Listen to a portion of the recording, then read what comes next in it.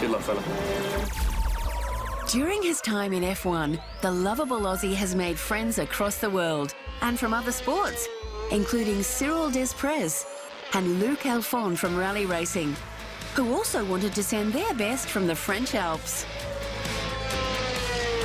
We have a special message for you. For your 200 GPs, very good luck. Have a fast, winning, amazing race, just for us. And like we say in France, you are unbelievable, incredible 200 GP. Of course, the Mr. Nice Guy of Formula One, David Coulthard, is also one of Webber's confidants, although we're not quite sure just how far these two went. Hi Mark, I'm David Coulthard. You might not remember me, but I used to be your teammate in Formula One. I was the one that was always nice and gentle with you in the showers. You've got a lot of life left in you yet, so I'm sure you're going to add to that number. It seems the only person missing from the heartfelt tributes was Webber's teammate himself, Sebastian Vettel. Maybe he was too busy plotting his next move. Either way, Webber was suitably touched by the messages of support from his peers and took time to reflect on his Formula One career. You always want to be 25, mate. I'd still love to be 25 now, but I've got more wisdom now, you know, a little bit wiser in certain areas. I still feel very fit. I still feel hungry. I still enjoy driving the cars. 200, yeah, let's see how many more we can do.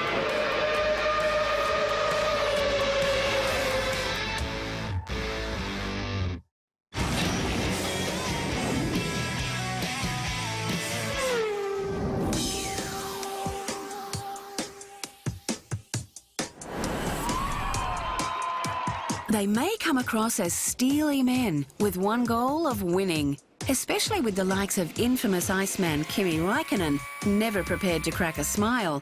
But we're here to paint you a different story. Because behind the tough guy facade are normal guys who have their likes and dislikes, hobbies and interests, just like you and me. Take Jensen Button, stays fit with triathlons. Used to own a restaurant called Victus. Hates greasy food and admits to crying after watching The Notebook. Ferrari driver Felipe Massa avoids travelling. Is afraid of heights, which means no bungee jumping. And loves collecting watches with more than 1,000 to his name. Teammate Fernando Alonso loves to cycle, even to the point of wanting to start his own professional team. Drives a Maserati when at home. And is an avid fan of card tricks. Who'd have thought? Heikki Kovalainen of Lotus fame is on his way to becoming a keen golfer.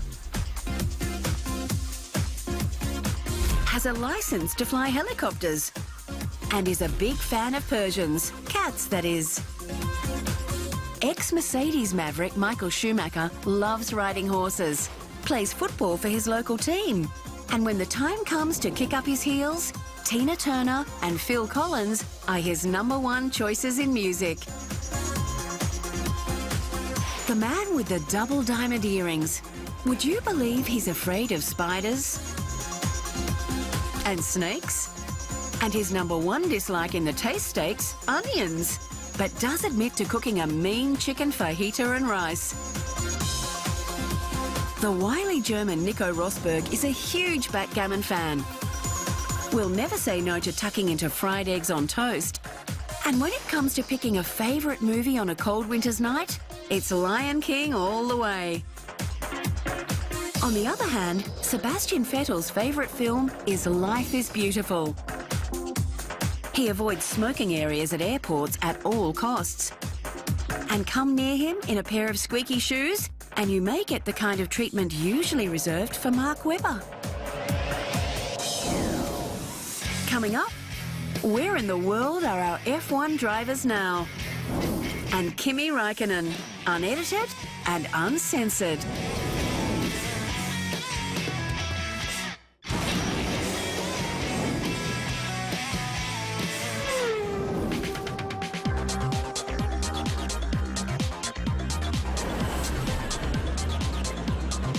Think driving an F1 car around the world is all beer and Skittles? Well, you'd better think again.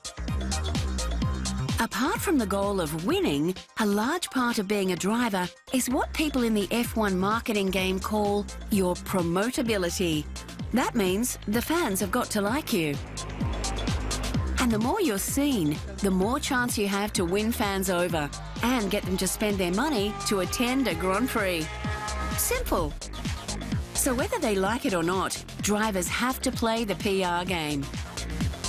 And what they end up doing can range from the sublime to the ridiculous.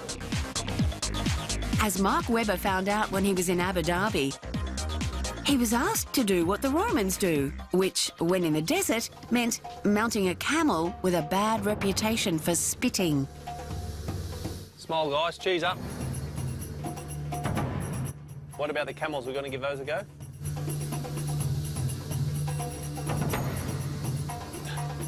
Camels not being Mark's favourite animals, there was only one way out. But not before he tried his hand at falconry.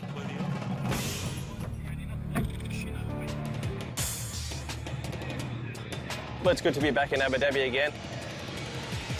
Meanwhile, across the other side of the world in Argentina, champion racer Neil Jani was asked to roll out his Red Bull Racing RB7 for a showdown of a different kind.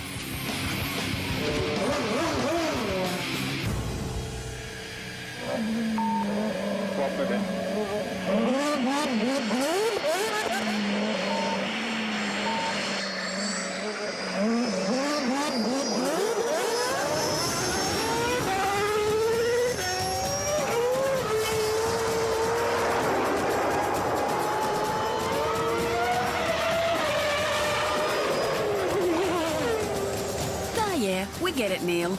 You're the fastest.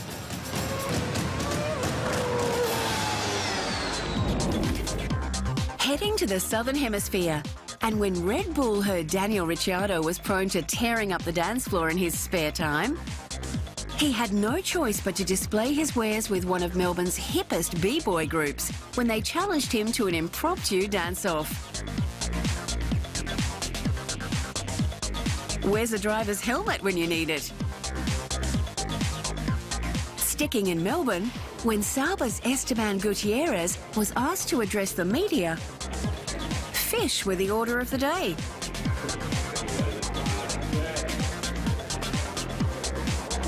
But what have fish got to do with Formula One? We don't know either. But that shark does bear a remarkable resemblance to Bernie Ecclestone. And then there's media conferences in each host city, coming in all shapes and forms, including this one, which resembles a game show. And F1 drivers are often called upon to demonstrate more than just their track skills. Like Ricciardo and Webber barbecuing up a storm on the beach. And the chance to compare snags.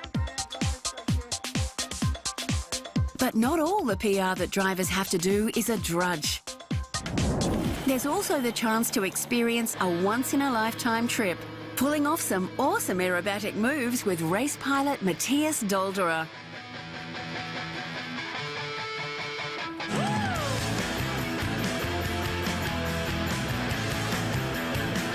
No riding on spitting camels for Sebastian Vettel.